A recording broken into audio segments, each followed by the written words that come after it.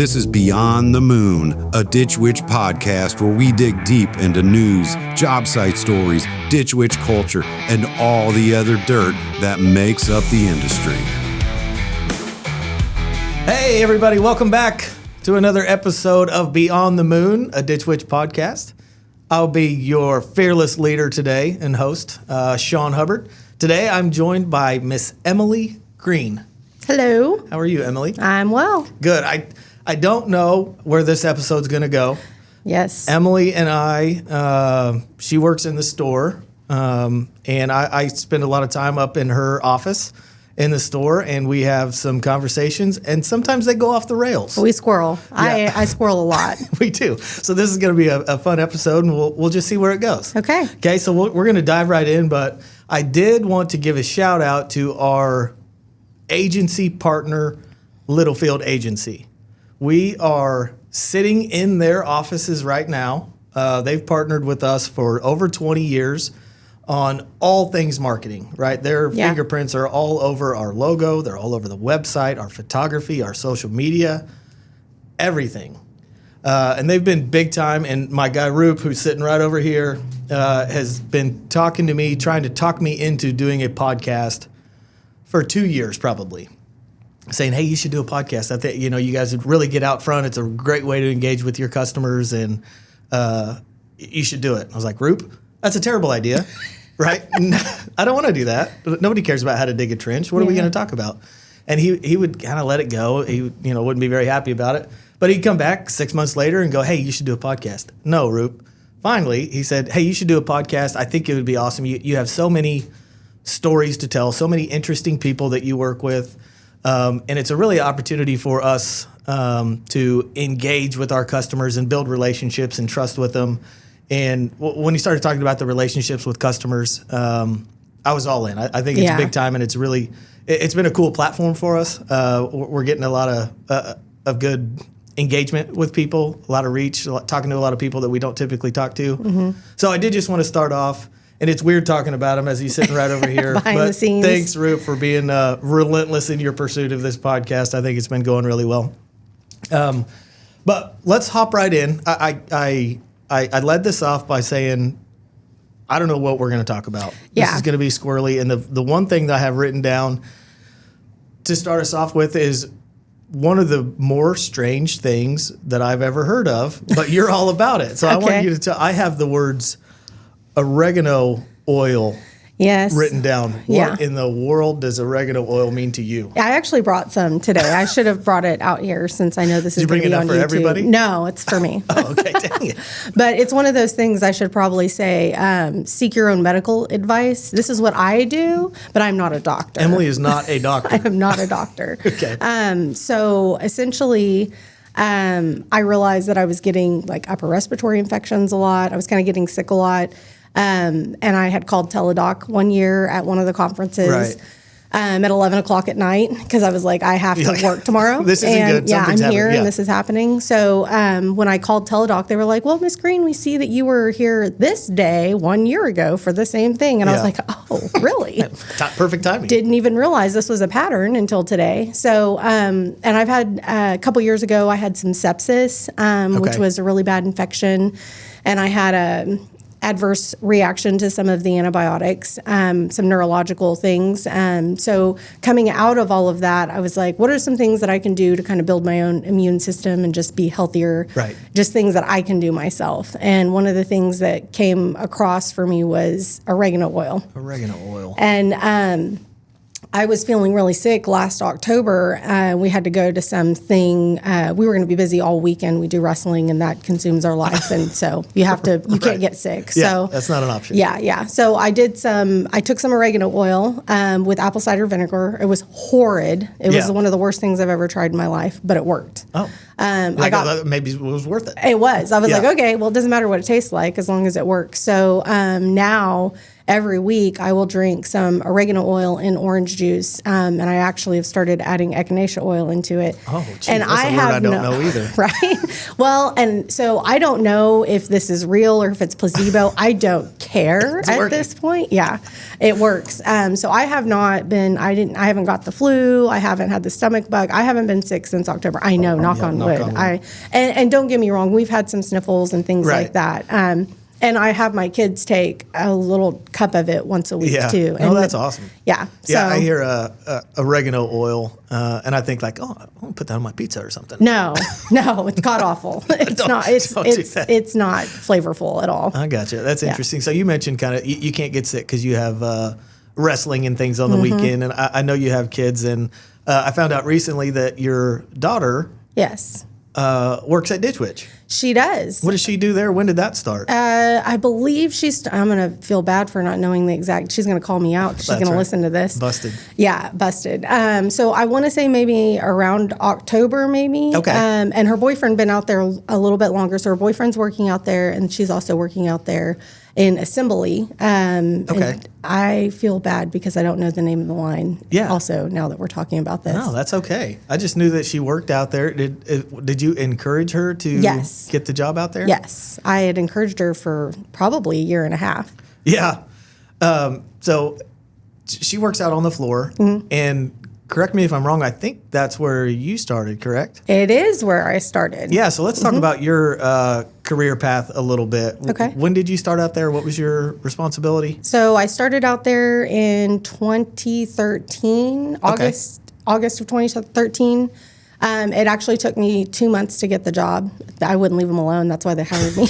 Like, she is just bugging the crap out of me. I did. I think even in one of the phone calls to HR, it said, I'll scrub toilets. I don't care. Right. Like, this whatever we need to do. I need to get out here. Yeah. Mm-hmm. Did your parents or anybody work out No. there? Or what was the interest in Ditch Witch? I was a single mom at the time, and it was the best paying solid job in the area. Right. And so that's where I needed to be to make sure that my family was financially secure, essentially. Yeah, that makes sense. So you're not currently on the floor anymore. You are the, I don't know, swag lady? Yep. I'm the swag lady extraordinaire. Is that the official title? Yeah. Yeah, no. So you have an interesting job, and everybody at the factory, nearly 2,000 people that work in Perry, know Emily and give her opinions of what she needs to do all the time. All the time. So yeah, I mentioned earlier that I'll come up to the store. So we do have a retail store in our main office there in Perry that's got all this cool shirts and everything that's branded Ditch Witch and these mugs and all this kind of stuff. It's a really interesting role because everybody loves the logo. Everybody loves the swag. Everybody wants special customized things or comes to you with ideas. But is there a more popular item that we sell, or is there something that jumps out to you as like, I really like this hat, or I really like this cup? Yeah. Like, can you just talk to me about the volume, I guess, of stuff that you sell, and what are popular items that people like? The hats are the most popular item, and I feel like we're finally doing a really good job of maybe we've actually fleshed out that we would like to keep 13, 15 hat styles. So we're like building some foundational numbers, which is a different perspective that we've never done with the program. Right. But hats are by and far the most popular thing, probably because it's a male-dominated industry that we're working in. Yeah, and a lot of us are bald and need a little protection. Right. So that happens. But yeah, I think of, so when we go to trade shows and stuff like that, we have some promotional giveaways that we'll give to people, and it's always hats. And we have some BA hats. We do. Not because I help make them or anything, but oh no, you're the star of the show. Everybody knows where the hats come from. Yeah. But it's crazy. We go to a show every 2 years in Louisville, Kentucky called Utility Expo. We bring the store. Emily runs the store, and we sell stuff. Is that what they're asking for there too? Is hats? Yeah, they want. Well, they'll take any swag, but hats are definitely what they're wanting. And just really that is a form of brand engagement. Yeah. And I'm really lucky to have a job that I have where I can very easily put a smile on somebody's face. Right. It doesn't take a lot of effort. It doesn't. It's surprising. Yeah. But I do know that, and I try to play into that as much as I can and take care of everybody. Right. Because if that's all I got to do to give you a hat to make your day, that's easy. Yeah, no, that's awesome. So can you give me a peek behind the curtains here a little bit on how that happens? So I mentioned Utility Expo in Louisville. Mm-hmm. We go to Con Expo every 3 years in Las Vegas. So these shows that are not even close to Perry, Oklahoma, mm-hmm. how does that happen? I mean, not the equipment, not how does the equipment get there. That's a different conversation. But how do you decide what swag you're going to take, or what is the shipping and logistics and coordination of getting your store and everything available online somewhere else? How mm-hmm. does that happen? It's normally about a 3-month process. Because my supplier, essentially, I'm going to do a spot buy, which is, okay, I want to make, it's about, to give an idea, about $20,000 worth of inventory to any, I call it a pop-up store. Okay. So I will do a stock order ahead of time so they can go get those things ordered, produced. Sometimes we have conversations because maybe I want a certain hat style, but maybe they're made overseas and it takes 4 months to get it there. So it could potentially be a 5-month conversation. Okay. If we have a really popular style that I know is going to be a hit, I'll go ahead and order it ahead of time with my supplier. God, that'd be hard to do for me. Yeah. I forget what I'm doing tomorrow. We never let alone what live happens in 5 today months. in marketing. We're always working months ahead. No, I got you. That's crazy. So last year, so 2024 was the 75th year anniversary of Ditch Witch. Mm-hmm. We did a lot of cool stuff. I say we. I had no involvement. Emily did a lot of cool stuff. Yeah, and I can't even take all the credit. My team, Kristen and Ransom, were very heavily involved in that. And I feel like we showed up in the best way possible. I think all of us were very proud of the product offering and the designs that were available. Yeah, no, I think so too. And we've had, like I mentioned, I feel like our logo is the coolest in the industry, not just in our industry, but one of the coolest logos for any company around. It's really cool. Everybody loves it. It's not just men working in construction. Wives love it. Their kids love it. Everybody loves the logo. I get asked about it frequently. I've been, the moon, especially, women will ask me, what is that about? Like, what's the witch? Yeah. I'm like, you want to be part of the club, That's don't you? right. Come on in. Yeah. The water's warm. It's fine. This current logo is really cool. But we've also had some logos in the past. I think we're on maybe our 6th rendition of a logo over the last 75 mm-hmm. years. Yeah. There was one that you were telling me about that I don't know if it was the OG Ditch Witch logo or something about the shape of the moon. Yeah, I'm going to butcher the years, but I think it was in it's old. I think it's in the 50s. It's one of the 50s renditions. Okay. I could be wrong, and I'll be sure to send you a design so you can pop it up so people can see it on YouTube. Right here. Yeah. Or somewhere. Over there. Yeah. Somewhere, yeah. So that is my favorite logo because the moon is facing a different direction. I gotcha. And you and I had spoke briefly on that. When I saw it, I was like, oh, this is genius. Yeah. Because when the moon is flipped the other direction, in the original marketing logo, it is actually like an abstract D. Right. For Ditch Witch. Yeah. So you can do a lot of cool stuff with that. Yeah. So when I see that one, it's always fun to be able to use that. To go back to that original thought that was in there. Yeah. Now we flipped it, and it looks like a C. What do you do with this C? Well, because it's a crescent. Well, there you go. Yeah. It's the crescent so I can moon. understand the thought behind that as well. And you just want it to look different. Right. So you flip it. Yeah, that's fair. So I mentioned earlier about everybody knows Emily, everybody knows the logo that works there, and everybody comes to you with ideas.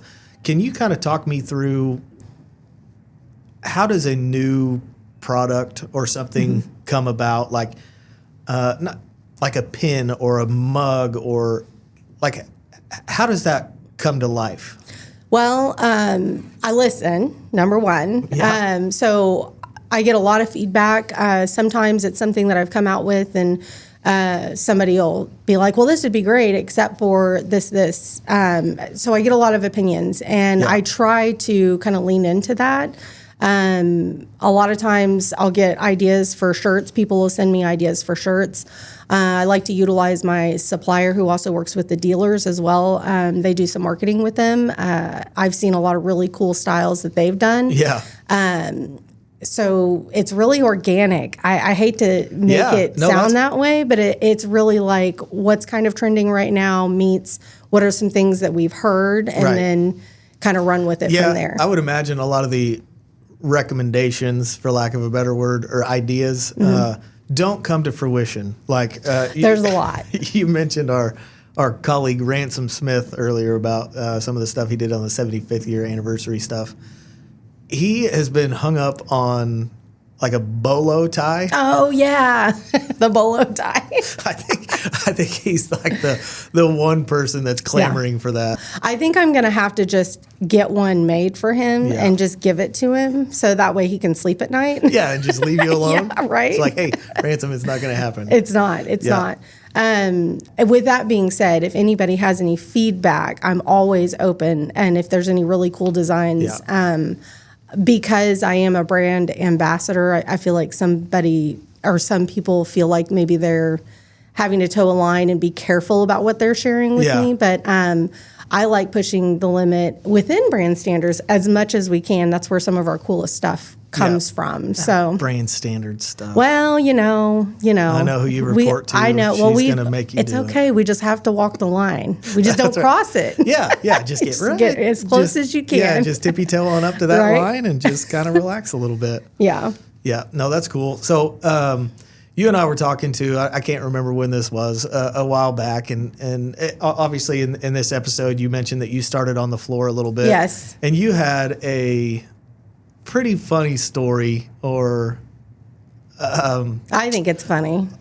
Awkward, maybe at the time, but Ed Malzahn was our founder. He started this beast 76 years ago now, and he was very active in the business, and he would walk the floor often, and he was always in the office, and he was always thinking and imagining new things. And you had an opportunity to meet him. I did. I believe. Can you? I think we got time. You got time to tell me that story? Sure. I'll spare a minute for you, Sean. Perfect.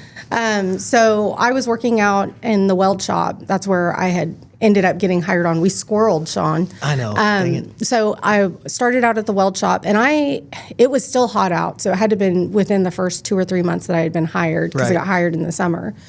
And a tour group had come by, and my desk was right across from Shot Blast and on a main path. So this tour group of some older people had gone by. And about 30 minutes later, this older gentleman walks up, and he goes over to Shot Blast, and he's just kind of sitting there, like looking at it and pondering, very into what he was thinking. Right. And it was almost quitting time. And I'm like, I'm leaving. I got to go pick up my kid.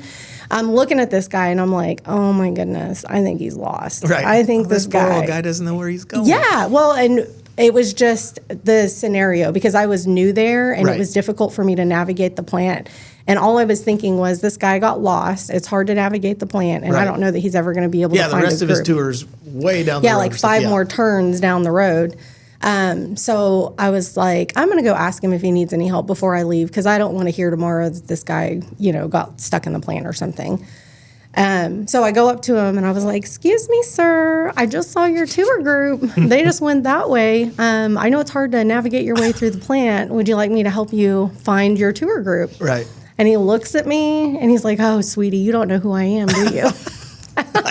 Crap, I don't think I do. Yeah. I said, I get the feeling that I should at this very moment, but you're going to tell me, right? And he was like, I'm Ed Malzahn. I'm the reason all this is here. Yeah. And so we went over to my desk, and he talked to me for about 20 or 30 minutes. Yeah, that's awesome. Yeah, it was great timing too, because the plant was shutting down. Everybody was kind of leaving. And, now knowing what I know about the business now, I'm like, I wonder what he was trying to figure out about that shot blast machine while he was sitting there staring at it. Yeah, he probably just wasn't lost staring in it. You know what I mean? No, Like he was solving something because he was definitely in thought and he was just looking at it. His mind was trying to work something out in hindsight. Yeah. But I so awesome. graciously interrupted him. So I think that's cool, though. And I do think it speaks to the culture, or at least who Ed was as a person that one, he was out there thinking about things and he was seen.